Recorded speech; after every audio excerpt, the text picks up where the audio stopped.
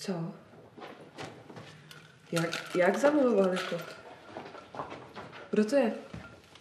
Ne, já to chci vidět, kdo to je prostě. Ilona? Bože, Marku, ty jsi trapnej. To už by tvoje dcera, jako. Ne, v pohodě, já to zvládnu.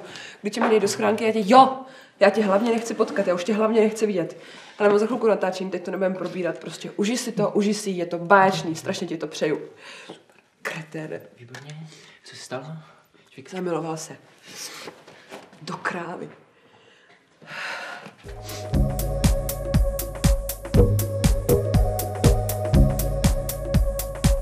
Dobrý večer, dámy a pánové.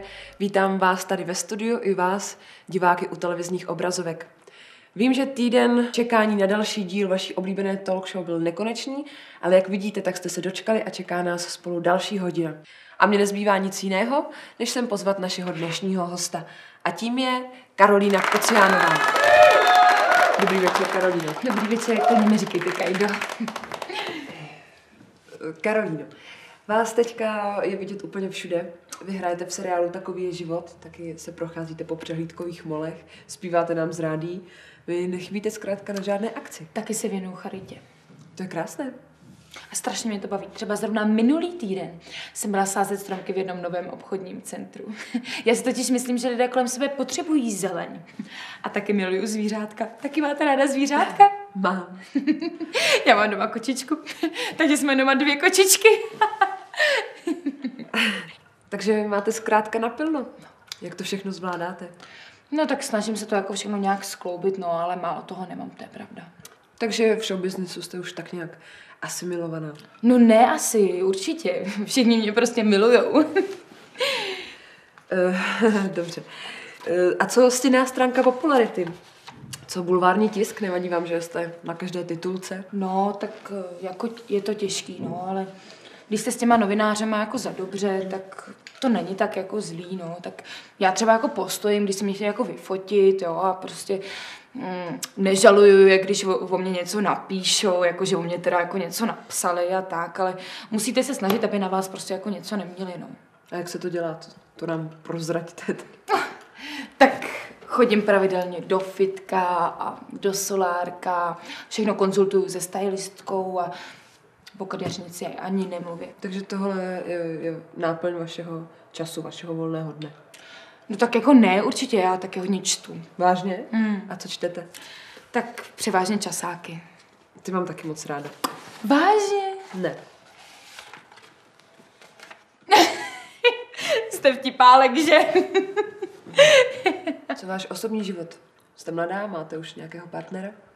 No tak jako, abych řekla pravdu, tak zatím ještě ne, no, tak mě moc jako zatím nikdo nevyhovuje. Nevyhovuje?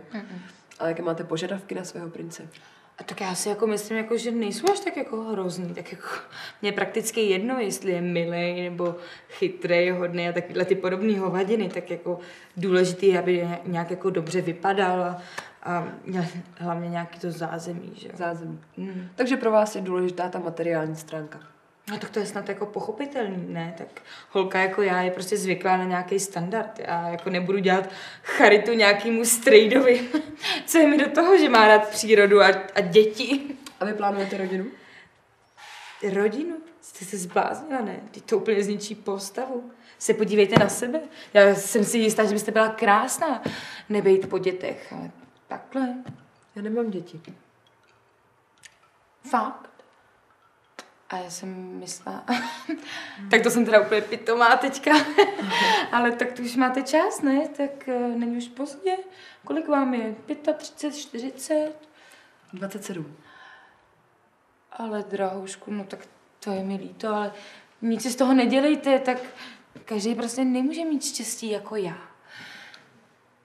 To prostě nejde. Tak podívej se, ty jedna vypipiněná slepice, takových jako seš ty, já jsem tady už měla spoustu a jste všechny na jedno brdo, to ti můžu říct. Jste jenom normální. Nech mě domluvit, sakra! Vy umíte jenom čumět jak totální krávy, být úplně vypíčený, vy jste prostě, vás zajímá jenom jak mít skvělý vlasy, skvělý make-up, jak se vejít do šortek XS, jste prostě normální krávy. A víte, co je nejhorší, pánové? Že takovýhle pindy, vy si přesně vybíráte. Přesně takovýhle si vybíráte.